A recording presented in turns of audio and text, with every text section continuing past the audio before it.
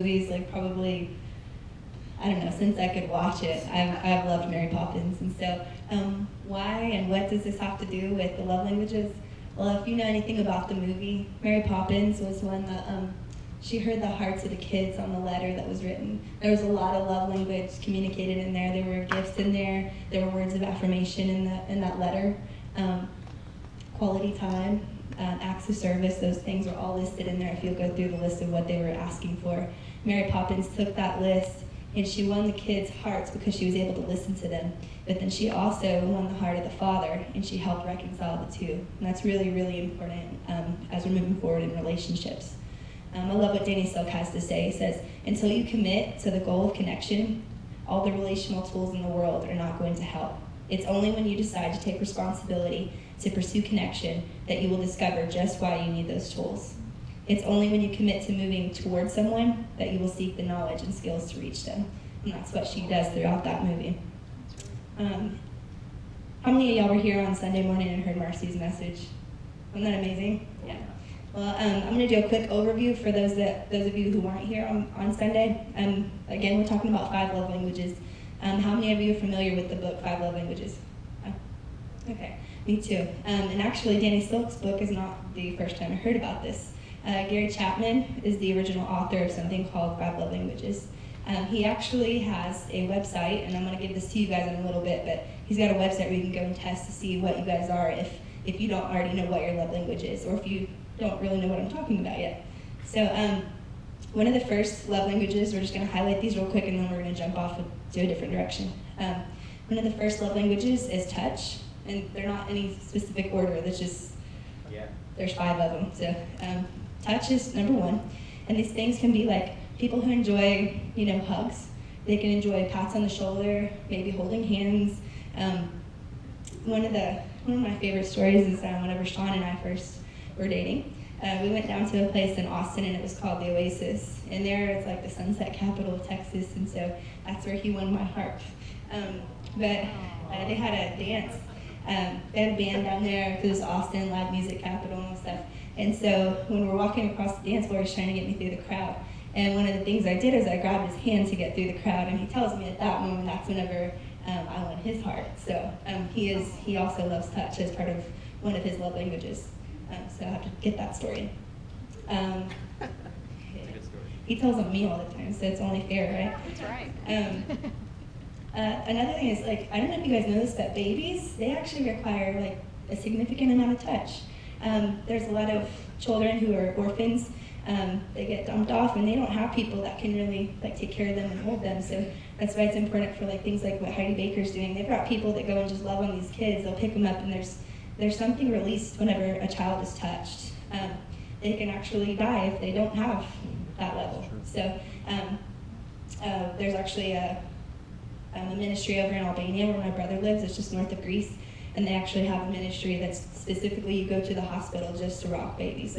That's the only thing you go and do. So sign me up for that, I'm not even a touch love language, so that's saying something. Acts of service is going to be number 2.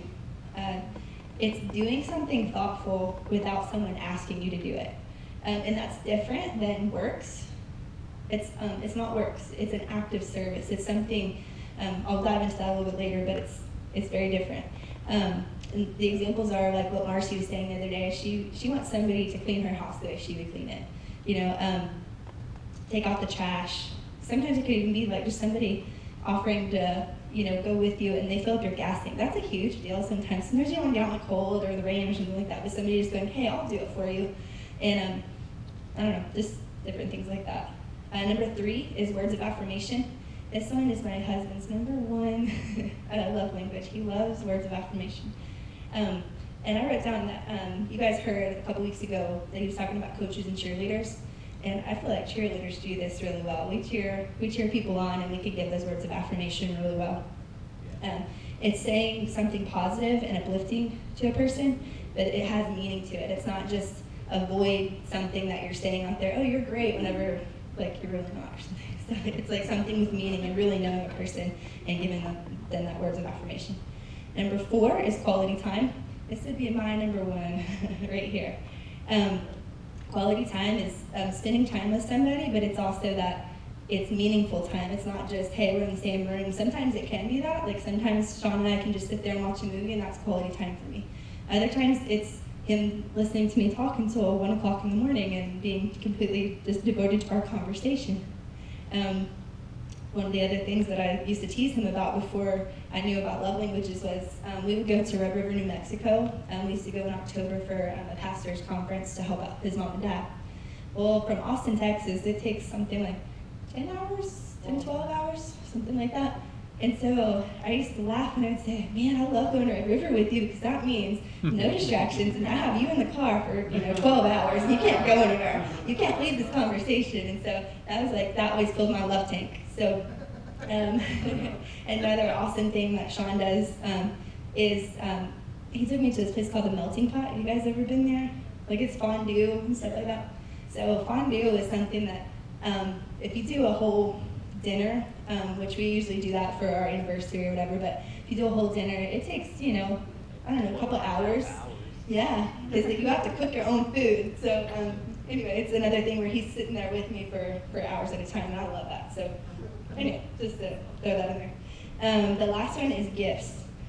This is also one of mine. So, and I had someone bring me coffee tonight, so my love tank is so full tonight, so thank you for Brianna. Anyway. And it's about taking time to pick out a gift for someone that shows the person that you know them. It's not just, again, it's not, hey, I walked through Walmart and, I found this plaque and I'm just going to give it to you. And it's something that you've observed about the person that maybe they didn't tell you, and all of a sudden they're going to come up to you and they're going to give something to you. That melts my heart. I love that so much. And there's things, many of y'all know that we just moved into our apartment back in December, January. So we're unpacking some things, and I'm going through some boxes to try to get rid of some things, but I'm finding that when I'm going through, I'll find something in that box and I'll go, oh, I remember exactly who gave me that, because they really took time and they knew me, they heard my heart, and they were able to buy a gift that spoke that language. And so I can't throw those things away because they mean something to me. So anyway, that's kind of an overview of the 5 love languages.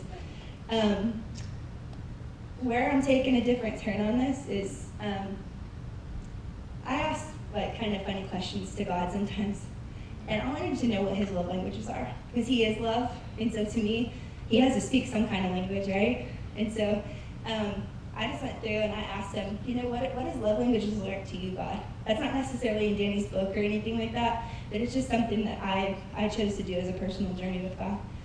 And so I just wrote down that through touch, we can touch the heart of God. There's things that we can do that really just, they touch it. I know that that's also, maybe words of affirmation, it could be gifts, those kinds of things, and it could qualify underneath a couple of them. But I really feel like that there's things inside of each one of us where we can go after, even in worship, we can really just touch the heart of God in worship. Again, that can go underneath affirmation, those things, but it's just being intentional about it and really just going after that with him. Words of affirmation for him. Well, we're going to spend an eternity giving him affirmation. He really loves that. In Revelation 4:8, it says that on the throne, they're saying, holy, holy, holy. And I wrote down the definition of holy, and it's exalted or worthy of complete devotion, as perfect in goodness and righteousness.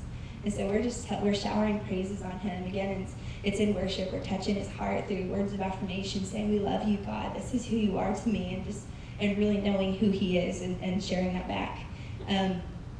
Gifts. He loves a cheerful giver. And it's not a manipulative verse, I'll tell you that. I know a lot of times, in some past movements and things like that, people will use that as a way to manipulate you to get your money.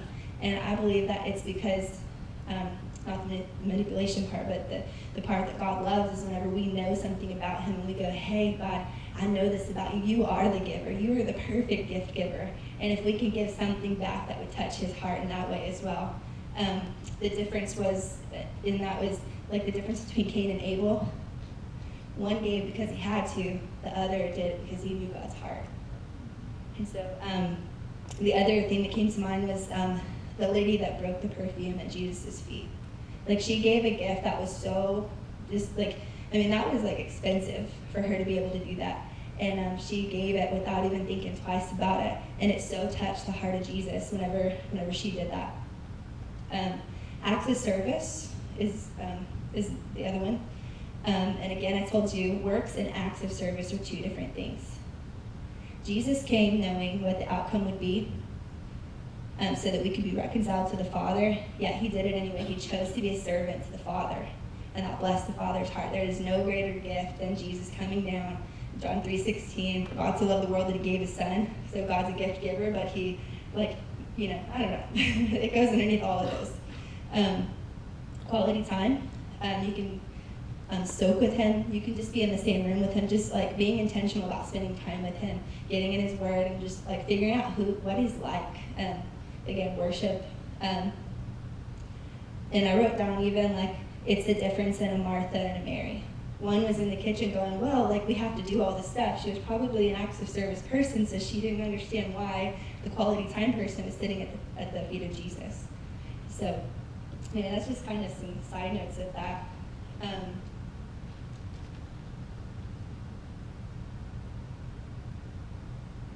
I wrote down too that God is just very intentional about relationships and connection, and he's going to speak a language to you. He's going to speak your love language. Believe it or not, he will speak what he knows that you'll receive. So if you're a gifts person, it may not look like what you would think it would look like, but he will. Like, I'm just going to give you an example in my life. Again, I'm a gifts person, so what does that look like whenever God gives me gifts? Whenever Sean's mom passed away, this has been about 6 years ago, we had just a really tough time with that because we were very, very close with her. We worked with her at the church down in Round Rock, and just had a really good relationship with her, like amazing mother-in-law. So anyway, so we took it kind of hard, and we were coming out of a rough season anyway, just with some things that we were personally dealing with. And I just asked God, I was like, God, I just really need a season of fun. What does that look like, God? I have no idea, okay? And so probably a few months later, we got an opportunity to go to Hawaii. And so initially we thought we were going just on a ministry trip, and so I'm like, okay, that's cool, that qualifies as fun, it's ministry, okay, and it's something that's fun, it's a gift, I like that, I'll take it, God. And so one of the things that happened was whenever we committed to go on that trip, all of a sudden tickets came forth. The tickets were completely paid for. That was one of the things that we needed to get out there, because I don't know if you guys have been to Hawaii or not, but it's kind of expensive. And so anyway, we got like complete free tickets to go. So that got taken care of. We had a place to stay when we were out there, had a car, all this good stuff. And so God didn't just take me out there for just a few days of like fun. Whenever God does something extravagant, he takes you out to Hawaii for 28 days. And yeah. And so he went above and beyond what I could have ever thought, but Hawaii is absolutely one of my favorite places on this earth. I think it's the closest to heaven on earth as we can get. So anyway, and then, I thought it was done there. And we got to spend some time with this lady on the island. Her name is Maui, and we were on the island of Maui, so I was like, that's pretty cool. But I got quality time with her when I was sitting there on the beach, and I learned some of the most amazing revelation about God through that woman and just our talks on the beach there through quality time. I really believe that God used her to show me a different revelation of love about him. And so anyway, she has after we spent that quality time together, the next day she finds me at the church that we're attending while we're out there, and she goes, my family has this boat, and that we want to bless you with snorkeling, and breakfast is included, lunch is included, so this is an all-day excursion. One of the things that she didn't know is that Sean and I didn't have the money to go. Like we might have had $200 whenever we went out on this thing. So it was an act of faith, but we thought we were going to get paid through the ministry stuff. Ministry stuff dries up, but we get to spend 28 days on the beach, right? And so anyway, so this gets taken care of, and my love tank is completely full at this point. I think, God, it can't get any better than this. It's in Hawaii. You took me out on the boat, and this made our day. So we get home, and we talked to Sean's dad, and Sean's dad said, when you're out here, he's in a town called Breckenridge, Texas. It's just about 2 hours out to the west of here. And he said, you know, when you were out here a few weeks back, you gave a word over somebody and they were so touched they wanted to sow into your ministry. So they gave me a check for you guys. And so we're going, oh, that's awesome because we need money to get back on, you know? And so we tell him to open it. And I'm thinking, oh, you know, it's probably, you know, maybe $100, maybe $200, no big deal. Whenever he opens that check, he kind of like, on the other end of the phone, is like, wow. I'm like, oh, this is going to be good. And so it's $3,000 that and I left with maybe $200 in my bank account. And so we were, yeah. So this is like, it was just amazing. And so anyway, just God does extravagant things, and it's not just in gifts. Like I believe that, like again, that He speaks all of them. That's just, you know, something He's done for me, and that's a testimony for me.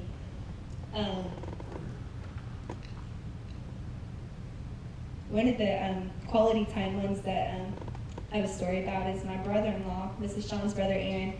He used to do something where he worked like construction job, and what he would do is he had to go test dirt in order for concrete to be poured. I don't really know a lot about that, but that's just kind of what he told me in a way that I would understand it.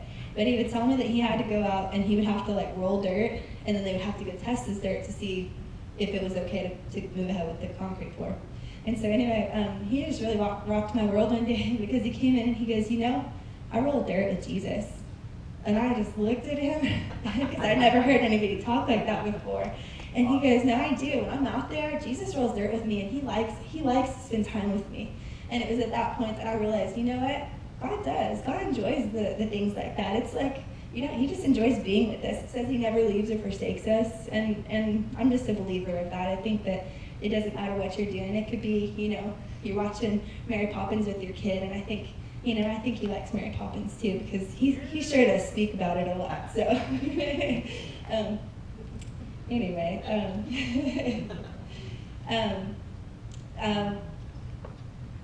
see.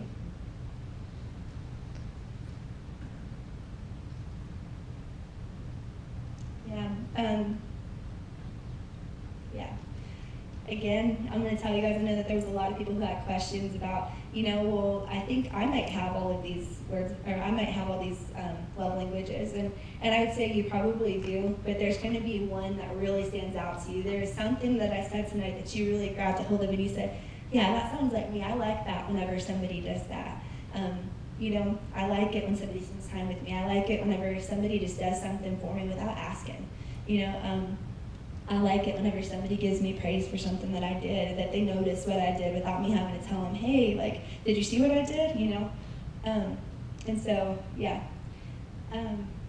So I guess we're going to move on to activation time because that's just what I know to do with this. I'm going to challenge you guys this week, and even tonight as we break up into small groups, I'm going to challenge you guys. Ask God how He likes to receive love from you, like, because He does. And I just want to keep telling you guys, He loves to receive love from you, and He's not going to ask you to do it in a way that's not you. Sometimes He will. Sometimes He's going to stretch you on a little bit. But learning to value that connection and making that intentional, like, you're going to see God do some amazing things, like, you know. And sometimes it's not even about your love language per se. Sometimes it's about being intentional about the relationship. You know, first of all with Him, because if we don't have this right here between God and us, like, nothing that we do out here is really going to matter. You know, like that's so important. I can't stress that enough. And I think sometimes whenever we're not willing to reach out to others, it's because maybe we aren't filled up ourselves. And I'm not saying that in a condemnation kind of way. I'm just saying it takes being filled with His perfect love for us to be able to recognize in others, hey, you know what, they responded really well, and I patted them on the shoulder. Again, touch is not my number one thing, but I know, hey, that's something Sean likes, and he shows it that way too, and he also shows it through words of affirmation. But I know for myself, I have to go, you know what, I'm not words of affirmation either. It comes naturally to me because I'm a cheerleader, but it's not my love language. It's not that I don't like nice words, but I have to really go, you know what, I need to write Sean a note today and let him know how special he is to me. I need to say something nice to him. You know, Landry's the same way. Landry loves words of affirmation. He also loves touch. And so whenever he's going to sleep at night, he'll say, Mama, scratch my back. You know, and so you can just kind of see how the love language happens. And he knows if you scratch his back and he goes right to sleep like that, because it brings him comfort and it fills his little tank. And so, anyway, so I'm going to challenge you guys this week. Ask God how He likes to receive love from you in this season. Like, what is it that again, it's not a works-based thing, because I think that He just kind of goes, ew, it's kind of, we don't want somebody doing something for us because they have to. We want them to want to do something for us, right? And so He's the same way. Another thing, whenever you guys break up into your groups, identify the ways that God shows you His love. Like, how does He love on you? What has He done in your life that maybe you didn't attribute to that before? That He is perfect love, so He can speak all of these languages. And so there's, yeah. Another question is, what is your love language? Do you guys even know? You know, like, is there something that again, that jumped out at you? Was there something that you go, yeah? There is a website, if you guys want to go and take it just to kind of double check it. It is www.5lovelanguages.com. And it's a free test, and so I don't even think it takes about 5 minutes, but what they'll do is they'll email you your results back. And so maybe you just need, confirmation on what your love language is. But it's really fun, so I like it. Can you repeat that? Yes. www.5lovelanguages.com. And that'll be through Gary Chapman, who is the author of the 5 Love Languages. That's his website. And so he's got materials on there, and then he's also got the test that you can take. And then the last question I have for you guys as you're meeting in your groups is, how do you show love to those around you? That's all I got. So if y'all want to break up in groups of like 2, 3, y'all can do that and just kind of talk about that. And yeah, we'll go from there.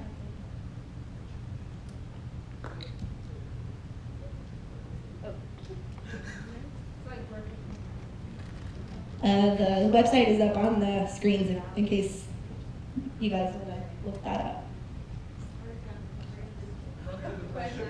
Oh, run through the questions here. Okay. Sorry. That's okay.